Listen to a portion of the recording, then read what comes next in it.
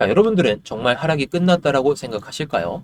저도 특정 상황 또는 특정 조건이 발생했을 때는 하락이 끝났다라고 생각은 하지만 이 2070달러 이거 못 넘으면 또다시 내려갈 가능성을 보다 높게 생각하고 있습니다. 게다가 지금 많은 분들이 생각하시는 게 전쟁 이슈가 터졌음에도 불구하고 저점을 이탈하지 않았으니까, 그리고 전쟁 뉴스도 진정되는 것 같은데, 근데 여기서 가장 위험한 건 가격적인 측면을 보는 게 아니라 구조적인 상황을 보고 우리가 정말 내려갈 가능성이 없는지 그걸 판단해야 된다는 거죠. 지금 이더리움은 겉으로 버티는 것처럼 보이긴 하지만 속에서는 레버리지가 빠지고 있고 파생시장이 급격히 위축되고 있어요. 거래량 없는 그 반등만 나오고 있기 때문에 이건 강세장의 모습, 반등장의 모습은 절대 아니라는 거. 그래서 오늘은 딱 세 가지만 보면서 전략적인 부분을 한번 말씀을 드려보겠습니다.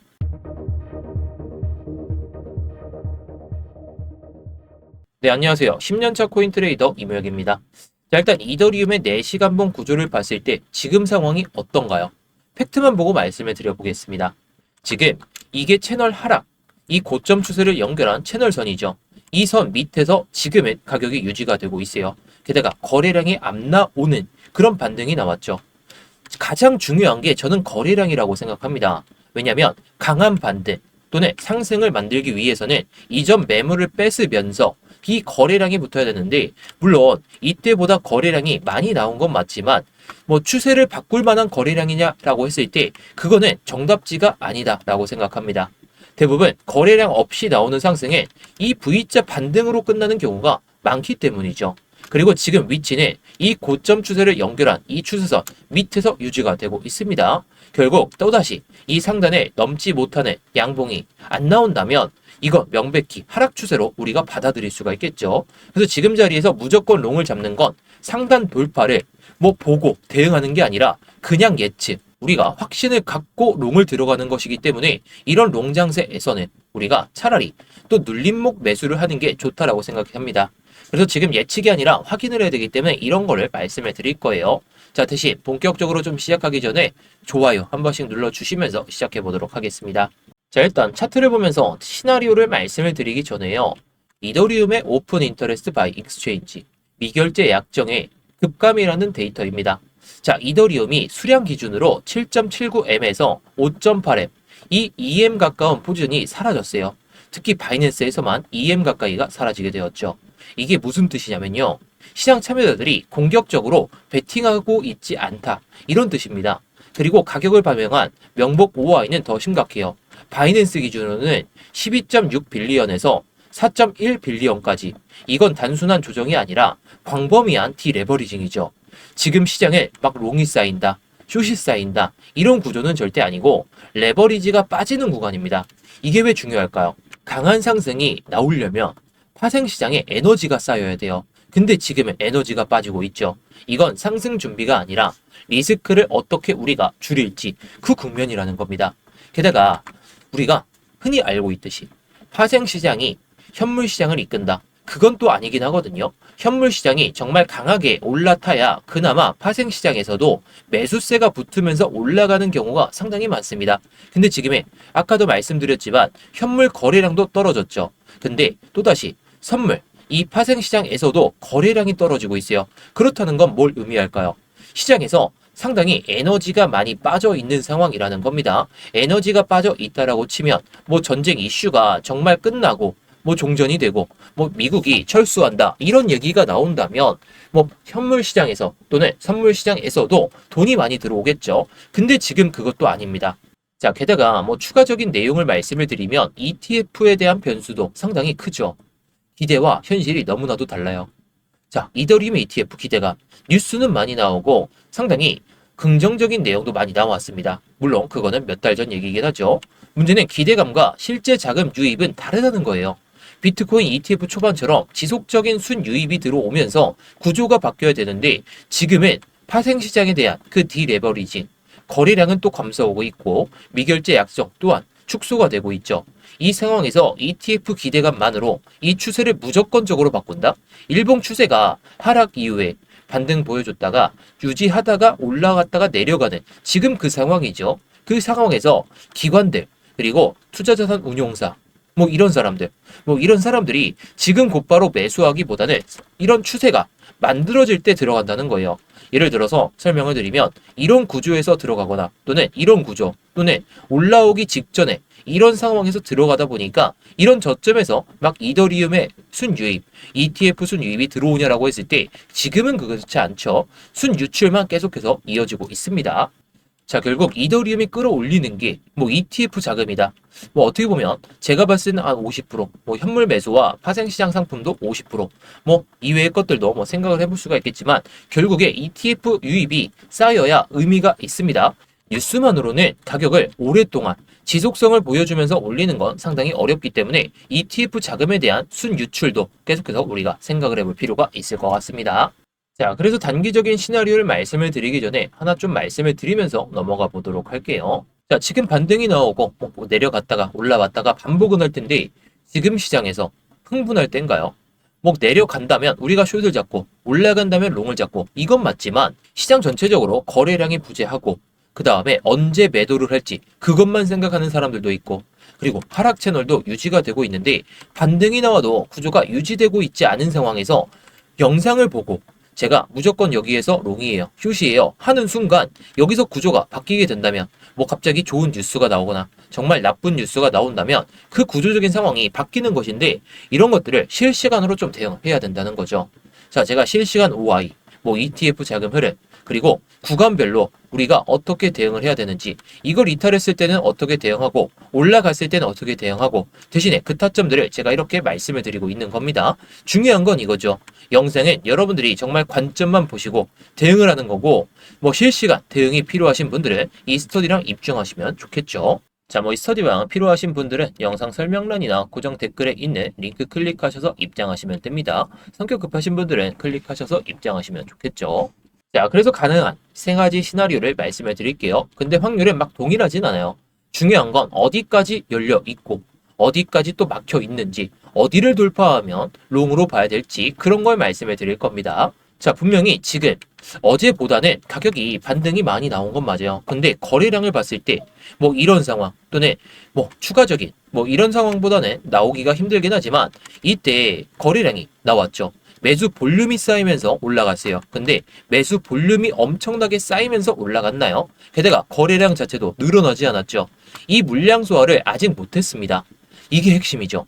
강한 상승은 거래량이 증가가 되면서 OI까지가 증가가 되면서 이런 상황이 발생해야 되는데 지금은 OI가 감소했고 레버리지도 축소가 되고 있고 반등에 대한 그 거래량이 나올 때에도 미약합니다. 이건 매수 유입이 아니라 숏 정리를 하기 위한 그냥 기술적 되돌림으로 끝날 수가 있기 때문에 이런 상황을 우리가 좀 생각을 해야 된다라고 보시면 됩니다. 게다가 지금 자리가 어딘가요? 하락 채널. 이 기준선 밑에서 유지가 되고 있어요. 밑에서 유지가 된다라는 것은 매도세가 뭐 갑자기 터질 수도 있다. 이렇게 생각할 수 있겠죠. 이 구조에서 많이 나오는 패턴은 반등이 나오는 척 하다가 뭐 이렇게죠. 여기까지 반등이 나오려는 추세를 보여주다가 저항 맞고 실패하고 이 선까지 내려오는 그런 상황이 발생할 수 있다는 겁니다. 이렇게 계속해서 내려가는 사람들을 지치게 만드는 구조가 나올 수 있는데 제가 봤을 땐 가장 현실적이지만 시나리오 상으로는 올라갈 가능성도 뭐 없는 건 아닙니다. 자, 그래서 지금 상황은 너무나도 애매하죠. 여기서 내려갔던 그런 파동이고 여기서도 마찬가지고 여기선 올라왔고 이 상황이 지금 자리에서 여기까지 올라오고 여기까지 돌파할지 또는 여기까지 내려오고 저항 맞고 내려갈지 어떤 상황이 발생해도 이상하지 않기 때문에 가능성을 열어두고 여러분들께 말씀을 드리는 거예요. 자, 두 번째 시나리오는 하단 이탈입니다. 자, 이게 왜 무섭냐면은 지금은 디레버리징이 진행 중이죠. OI가 줄어들었다는 것은 시장이 한번 정리를 겪었다는 뜻이에요. 근데 문제는 유동성이 두꺼워졌냐? 그건 아닙니다. 유동성이 얇은 상태에서 지지선이 깨지고 추가적인 지지선까지 깨진다면 속도는 더 빨라지겠죠. 왜냐면 롱 포지션을 방어를 포기하고 그 다음에 숏은 추가 진입을 시도하고 현물 매수 대기 자금은 관망해요. 아, 여기 이번에 이탈되면 여기까지 내려다 보고 우리가 들어가자. 그런 관방 장세를 계속해서 좀 지켜보기 때문에 이런 상황이 동시에 일어난다면 가격은 생각보다 빠르게 밀리면서 그냥 패닉셀 장세도 한 번씩은 나올 수 있다는 거죠. 물론 이 가능성이 막 많다 이렇게 표현할 수는 없는 장세다 보니까 만약에 이럴 가능성이 보인다면 제가 다시 한번 말씀을 드릴게요.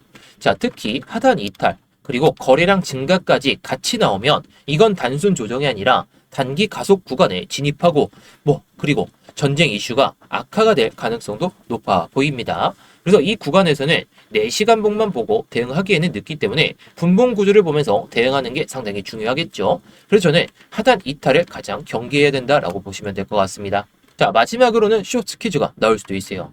전쟁 뉴스가 끝나면서 정말 미국이 집으로 들어간다. 이 가능성이 막 엄청나게 큰 건 아닌데 ETF 기대감도 같이 나오고 슈퍼포지션이 과도하게 축적되는 순간 이 세 가지가 겹쳤을 때 한 번 위로 튀어갈 가능성이 높아요. 근데 여기서 중요한 건 튄다와 추세 전환은 명백하게 다르죠. 튀는 건 이 지속성이 끝났다는 거고 추세 전환이 되려면 이걸 돌파하고 밀리더라도 이런 자리에서 또는 내려오더라도 이런 자리에서 저항 맞고 다시 한번 이렇게 올라가는 파동이 나와야 된다는 거예요.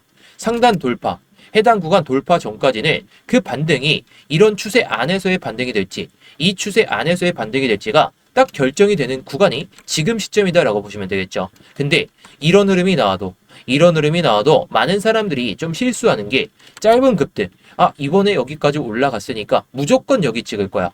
아니면 내려갔으니까 이번에 지지 받았네 하고 올라타는 순간 다 털리게 됩니다. 짧은 급등에 절대 흥분하지 마세요. 이제 바닥이네, 이제 올라가겠네 확신하는 순간 우리는 계좌가 녹아내립니다. 근데 추세는 확신이 아니라 이런 구조적인 상황을 보면서 거래량을 보고 이더리움의 OI가 증가하는지 전체적인 코인 시장의 OI가 증가하는지 그런 걸 보고 들어가도 늦지가 않다는 거죠. 그래서 저는 상단에 터치를 다시 한번 하고 이렇게 내려올 때 여기서 들어가거나 아니면 이거를 한 번에 돌파하는 파동이 나온다면 해당 구간 또는 해당 구간까지 기다리고 나서 들어갈 것 같아요. 저는 안전한 자리를 좋아하고 이런 돌파 매매보다는 이런 안전한 자리에서 수익이 오히려 좋기 때문에 만약에 정말 돌파 매매가 필요할 것 같다면 제가 다시 한번 영상을 찍어 드릴게요. 자, 그래서 지금 상황에서의 이더리움의 구조를 봤을 때 정말 냉정하게 좀 판단을 해본다면 위는 명확한 저항이 나와지고 있는 상황, 여기도 마찬가지죠. 근데 아래는 열려있는 지지가 밑에 있습니다. 그리고 여기서 지지가 안 나왔으니까 무조건 내려갈 거야. 그건 아니라고 생각해요. 하지만 수급은 딜해버리진 거래량 또한 자금이 부족한 상황이고 ETF 자금 유입도 구조적인 전환 신호가 아직은 안 나왔기 때문에 이거는 좀 장기적으로 봐야 되겠지만 지금 상황에서 단기적으로 볼 건 이거라 생각합니다. 거래량이 들어오지 않는 이상 저는 올라가더라도 내려가는 파동이 더 쉽게 더 강하게 나올 수 있을 거다라고 생각하고 이렇게 말씀을 드리는 거예요. 그리고 결국에 올라갈 걸 확률, 내려갈 거 확률 따졌을 때는 저는 내려갈 확률이 더 높다라고 생각하는데 어떻게 될지는 추후 흐름에 따라서 좀 달라지겠죠. 아무튼 이 구간은 지금 공격적으로 베팅할 구간이 아니라 정말 추세가 거의 확신에 가까울 정도로 나왔을 때 베팅하는 게 오히려 더 현명한 투자의 길이 될 것 같습니다. 저도 지금 괜히 포지션이 없는 거 아니겠죠. 자, 그럼 다시 한번 정리를 해볼게요. 우리가 지금은 치킨 게임을 하는 게 아닙니다. 올라간다면 우리가 어떻게 대응할지, 내려간다면 어떻게 대응을 할지 이걸 미리 계획을 짜놓고 이런 중간 레벨에서는 위에서 못 잡았다면 기다리는 게 맞고 밑에서 못 잡았다면 기다리는 게 맞는 자리예요. 내일 미국 시장이 어떻게 될지 모르기 때문에 미리 말씀을 드리는 건데 제가 잠깐 아까 말씀드렸죠. 이런 전쟁 속보 그런 것들은 이따가 좀 말씀을 드리겠지만 제가 실시간으로 계속해서 업데이트 되는 내용도 이렇게 좀 공유를 드리고 있어요. 지금은 타점에 대한 내용만 말씀을 드리고 있지만 어떤 이슈로 해가지고 우리가 조심할 것들 그리고 주요 구간들 이런 것들도 체크하고요. 우리가 추세 기준선과 채널에 대한 기준만 잡고 대응을 어떻게 할지 미리 잡아 놓는다면 이 흐름대로 왔을 때 롱을 잡던지 숏을 잡던지 이것만 대응하면 된다는 거예요. 그래서 제가 이런 것들을 일기장처럼 그냥 관점만 공유를 드리고 있는 거니까 여러분들이 정말 편하신 대로 관점만 보시고 대응하실 분들은 대응하시거나 아니면 여러분들이 관점만 보시고 내가 어떻게 대응해야 되겠구나 그런 것들만 알아두셔도 된다는 거고요. 영상 설명란이나 고정 댓글에 있는 링크 클릭하시면 스터디방 입장이 가능하십니다. 자, 링크를 클릭하시면 해당 란이 보이실 거예요. 자, 여기서 제 이름, 이무혁 전문가가 있는지 확인하시고 체크하시면 됩니다. 그리고 이렇게 실시간 관점, 스터디 무료 입장 이렇게 신청하시면 제가 아까 말씀드렸던 이 스터디방 입장이 가능하시니까요. 여러분들이 정말 지금 시장에서 매매하는 게 너무 어렵다. 그리고 수익 내는 타점들을 알고 있음에도 불구하고 차트를 24시간 내내 보는 게 힘들다 보니까 관점 공유라도 좀 받고 싶다. 그러신 분들도 입장하셔도 좋겠고요. 자, 대신에 중요한 건 이거예요. 여러분들이 매매를 할 수 있는 그런 자신감 또는 기법이 있으시더라도 그냥 관점만 받아보셔도 좋잖아요. 관점만 받아보시고 얘가 정말 내 관점과 똑같구나. 아니면 내 관점과 틀리구나. 그런 것들만 알아두셔도 좋고요.